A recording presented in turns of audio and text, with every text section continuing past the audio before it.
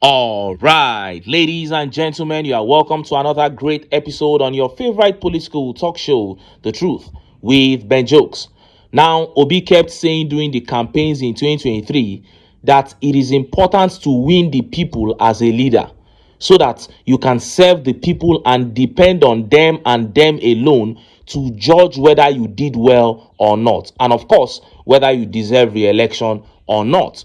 But when you enter all manner of rigging agreements, looting agreements, sharing formula, land grabbing, and even genocide agreements, then confusion and chaos will be the order of the day in your government. When you get into Aso Rock, you'll be confused because you have too many people that you need to please. And that is exactly what we have witnessed under the APC. The choice of candidates and running mates for APC is always based on demonic agreements and evil conspiracies. And the case of Tinubu and Shettima is even worse than that of Buhari and Ishibanjo. Both men came in with separate ambitions, Tinubu and Shettima, and after just 12 months, their relationship had hit the rock. I began pointing out here months ago that Tinubu and Shettima were not in good terms at all. Hakim Baba Ahmed, Tinubu's political advisor who resigned, also alluded to that issue.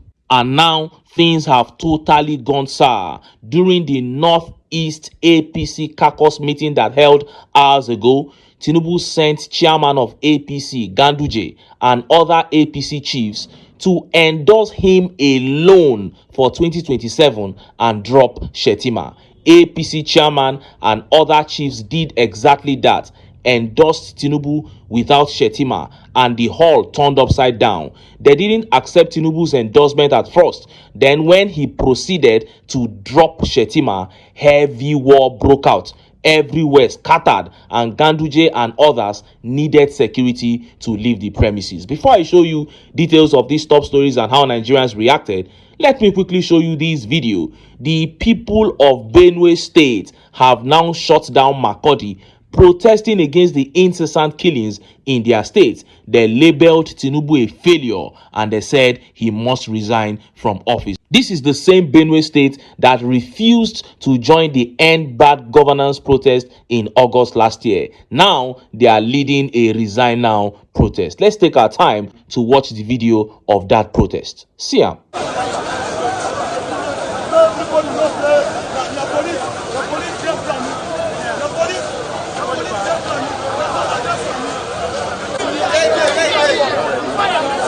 And we are here because we are grieved. A lot of killings have been happening in this state. And then our leaders, let me say, the number one citizen of the state has remained close-mouthed. Mr. President has not spoken about the killings in Benue State. And we know that the primary aim, responsibility of a government is security of lives and properties. And this primary aim, if not achieved, any other aim is secondary aim. And when the primary aim of somebody is being defeated, that means the person is a failure. At this point in time, the Benue youth will have come out in our masses to say this administration has failed us. Our people cannot go back to their farms. Our people cannot go back to their ancestral homes. And these farms are the places where they farm, they labor to feed us, to train us in schools. And we are here today because our people cannot go back to labor for our younger ones. So where are we running to? We've been running from our ancestral home to Makurdi. Coming to Makurdi, people have been running again from Agan to Yellowwater to this place. And the Makurdi itself is not safe. The other day it was not back here. Where are we running to? We continue running from these headers. And our leaders, our governor has remained close-mouthed. We are calling on them that if they cannot do it for us, they should quietly resign and tell us that this responsibility has become a burden to them and they can no longer tolerate, they can no longer condole it because their capacity has not reached to it. At this point in time, we are calling all the relevant security authorities to come on board to see how they can control this thing. I am protesting because right now we are standing on the dead bodies of our mothers, our fathers, our brothers and sisters. We have become IDPs in our own very country. These killings have persisted for years. A lot of talks have gone on. Only last year, 500,182 people were displaced. We have 21 IDP cars in Benue. These killings won't stop. Up until this moment, nothing is being done. Why? What is more crazy is the deafening silence from our leaders, the duty bearers, the people who are supposed to speak, the people who are supposed to do something. They are silent. Now we want answers. We want to know what is going on. The government has a duty to protect life and properties. If President Tinubu is overwhelmed by this insecurity in North Central, in Benue, in Plateau, in Taraba, he should step aside. He should resign. They should stop playing politics with human lives. President Tinubu understands what democracy means. We need to stay alive. We want to just live. Right now, we are pleading for our lives. Yesterday, over 200 people were killed in their sleep. What kind of a thing is this? And Mr. President is quiet. The governor is quiet. These people are not asking for political alphabet. They are just killing people in their sleep. You saw that. August last year, this same Benue, their APC governor told them they should go and sit down. They should sit that protest out. That there's nothing like end bad governance in Nigeria. That Tinubu is doing so well. That Benue State had turned around. That time, they had killings in Benue State. But the man was pretending as if everything was fine and the people played along. But now they can no longer bear. The same Benue is coming out to ask for Tinubu's resignation. Is God not wonderful? One thing is sure, no matter how the people of Benue protest, Tinubu is not likely to even release any statement concerning their situation, let alone visit them. And to be honest, I am very happy about that, because it buttresses all that I have said about this regime, about this government. So it is left for the people of Benue to vow to kick the APC out of their state. When they voted a reverend father, we told them that any reverend father that will ignore all other political parties in Nigeria and join the APC is a fake reverend father. They didn't accept. Now look at what their state has turned into. The people must put their foot down and get rid of the APC because they have never had it this bad. Now, let us look at the top story. Chaos, war broke out at the APC Northeast caucus meeting held in Gombe hours ago. Tinubu sent Ganduje and other party chiefs to endorse him alone without Shettima. The people were yet rejecting his own endorsement because the Northeast has been seriously hit with insecurities, and while at that, you now dropped Shettima again, the people said no, and chaos broke out. I have a written report of how the event unfolded and then a video of the chaos that followed that announcement. Let's start by taking the written report of the event. Look at how the papers reported it. Outrage as Ganduje, APC Northeast chairman, endorsed Tinubu without Shettima. There was chaos at the meeting of the All Progressive Congress stakeholders in the Northeast on Sunday after Comrade Mustafa Salihu, national vice chairman of the ruling party in the Northeast, failed to mention the name of Kashim Shettima while endorsing Bola Tinubu for his second term. The meeting, which was held in Gombe State, was attended by virtually all ministers, lawmakers, and governors of the party from the region. Abdullahi Ganduje, national chairman of the APC, also led some key personalities to the event. When it was the turn of Salihu to speak, he endorsed Tinubu to emerge as an unopposed candidate of the APC, but was silent about Shettima. The moment he finished his speech, delegates at the forum started to hurl insults at him, with some threatening to attack him physically, but he had to be escorted out of the meeting by security operatives.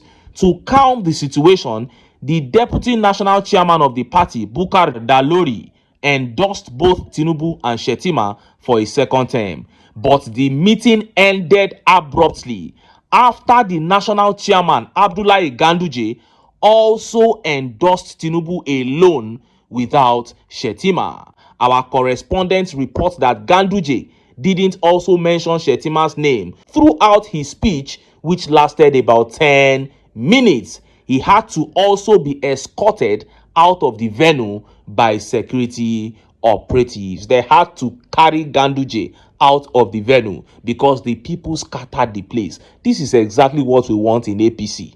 We want the party to tear apart. And after that final announcement by Ganduje, chaos broke out the Northeast yet rejecting Tinubu because of the insecurity and killings, then he worsened it by dropping their son, Shettima. Let's take this short clip of the chaos that followed the exclusion of Shettima. See the video.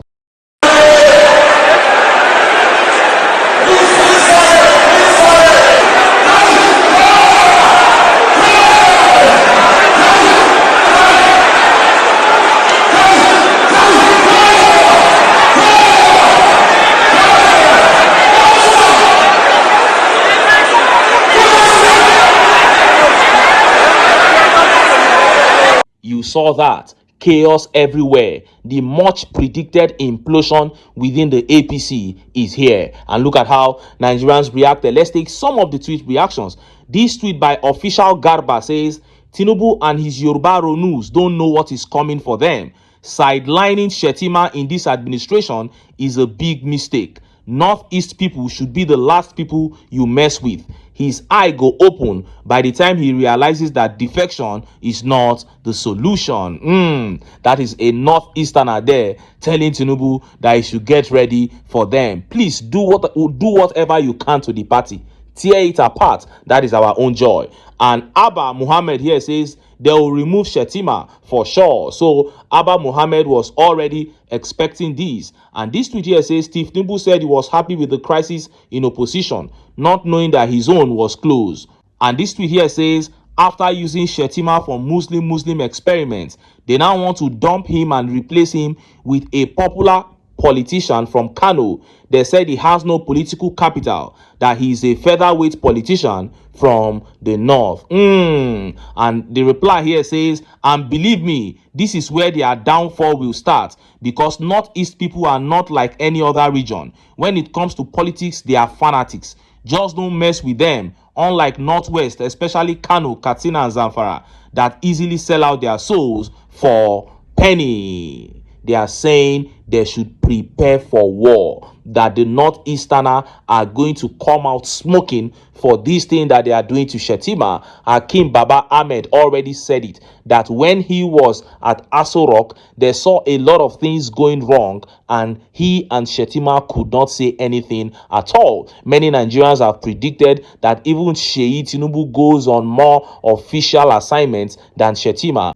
And it was all rumors then, but it is beginning to come to the fore now. It is beginning to come to the mainstream media. And isn't this what we want? That the APC should be in disarray. They say when the gods want to kill a man, they first make him deaf, they make him blind, they make him dumb. Because I don't really understand why this has to happen. And I keep saying it, this panic within the APC still shocks me, because many Nigerians believe that they have the INEC and they have the judiciary on their side. Why they still feel the need to reshuffle the ticket and do a lot of other things beats my imagination. But maybe there are so many things, behind the scene that they see that we are not seeing. But it is to the glory of God, and it is to the happiness, to the joy of all patriotic Nigerians that the APC remains in disarray.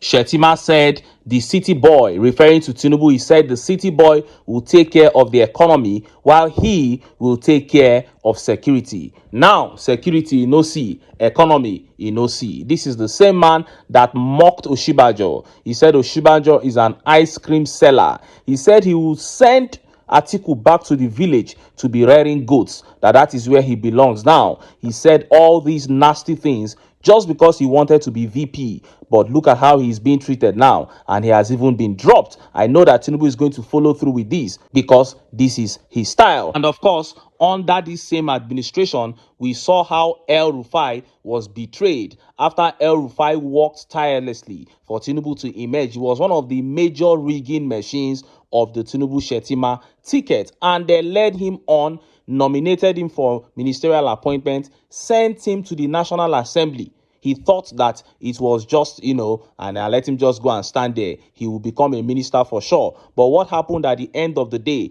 They stood up and worked against him, and he was disgraced out of the cabinet. So El Rufai worked tirelessly for this regime. He got disgraced at the end of the day. Shettima helped to make up the Muslim ticket that brought the northern Muslim votes at the end of the day, he is being dropped. So this means that nobody is indispensable in this regime. The Lagos boys can do this thing to anybody. And I am seeing the next victim as Nyesom Wike, the FCT minister. This is a strong warning to Nyesom Wike, those who run their mouths because of positions that they have today. The same Lagos boys that have orchestrated and engineered this dropping of Shettima are there looking at Wike with one side eye, and he's going to get it dirty very soon. Let him keep running his mouth thinking that he controls everything, including Tinubu. He will get it dirty when the time comes. And of course, this is not the first time